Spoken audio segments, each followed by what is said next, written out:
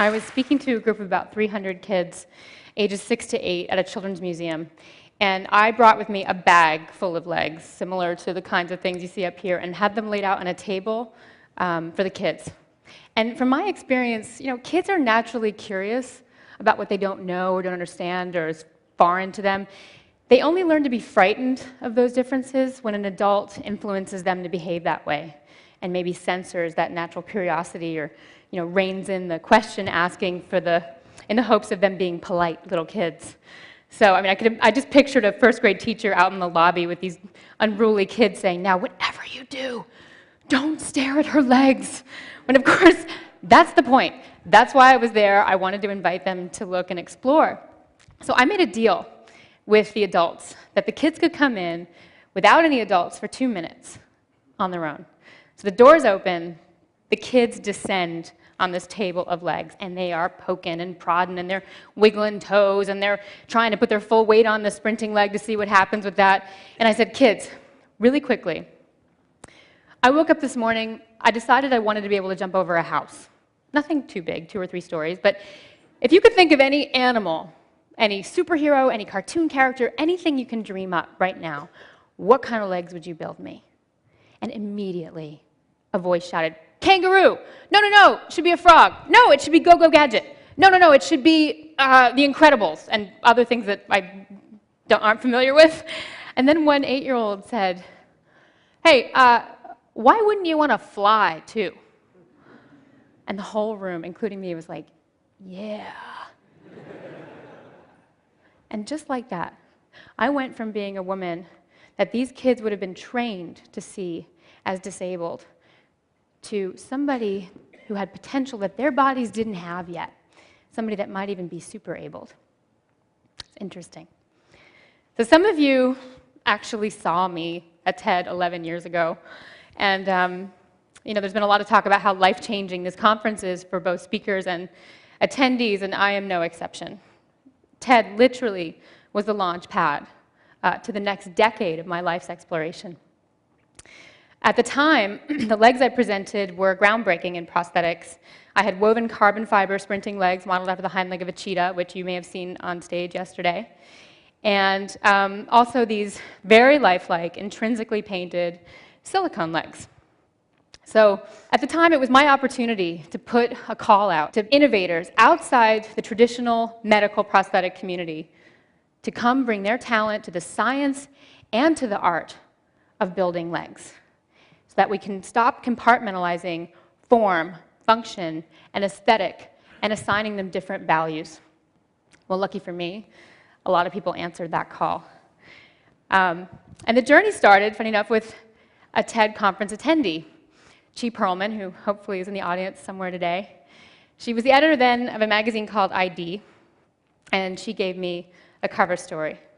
This started an incredible journey. Curious encounters were happening to me at the time. I've been accepting numerous invitations to speak on the design of the cheetah legs around the world, and people would come up to me after the conference, after my talk, men and women, and the conversation would go something like this. "You know, Amy, you're very attractive. You don't look disabled." I thought, well, that's amazing, because I don't feel disabled. And, it really opened my eyes to this conversation that could be explored about beauty. What does a beautiful woman have to look like? What is a sexy body? And interestingly, from an identity standpoint, what does it mean to have a disability? Pamela Anderson has more prosthetic in her body than I do. Nobody calls her disabled.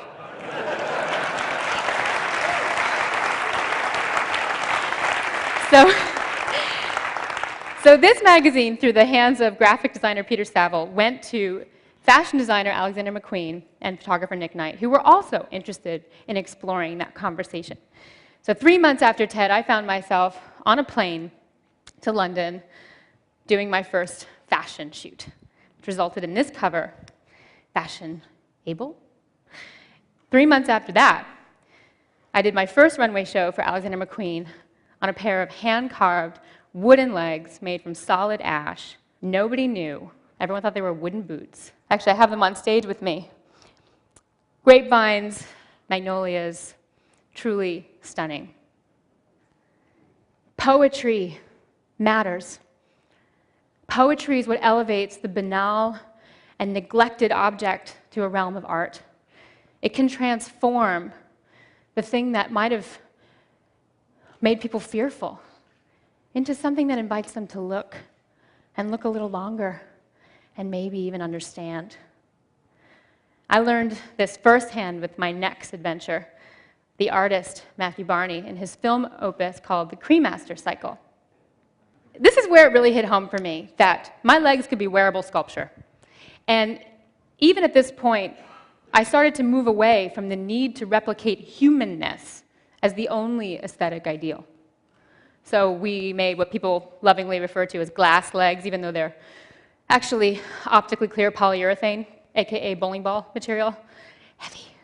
Then we made these legs that are cast in soil with potato root system growing in them and beet roots out the top and a very lovely brass toe. There's a good close-up of that one. Then another character was a half-woman, half-cheetah, little homage to my life as an athlete. 14 hours of prosthetic makeup to get into a creature that had articulated paws, claws, and a tail that whipped around like a gecko. And then another pair of legs we collaborated on were these. Look like jellyfish legs, also polyurethane. And the only purpose that these legs can serve outside the context of the film is to provoke the senses and ignite the imagination. So whimsy matters. Today, I have over a dozen pair of prosthetic legs that various people have made for me. And with them, I have different negotiations of the terrain under my feet, and I can change my height. I have a variable of 5 different heights. Today, I'm 6'1". And I had these legs made a little over a year ago at Dorset Orthopedic in England, and when I brought them home to Manhattan, my first night out in the town, I went to a very fancy party, and a girl was there who has known me for years at my normal 5'8". Her mouth dropped open when she saw me, and she went, "But you're so tall!" And I said, "I know, isn't it fun?" I mean, I know it's a little bit like wearing stilts on stilts, but I have an entirely new relationship to door jams that I never expected I would ever have. And I was having fun with it. And she looked at me and she said, "But Amy, that's not fair."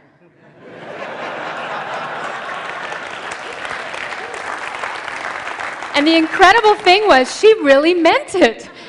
It's not fair that you can change your height as you want it. And that's when I knew. That's when I knew that the conversation with society has changed profoundly in this last decade. It is no longer a conversation about overcoming deficiency. It's a conversation about augmentation. It's a conversation about potential. A prosthetic limb doesn't represent the need to replace loss anymore.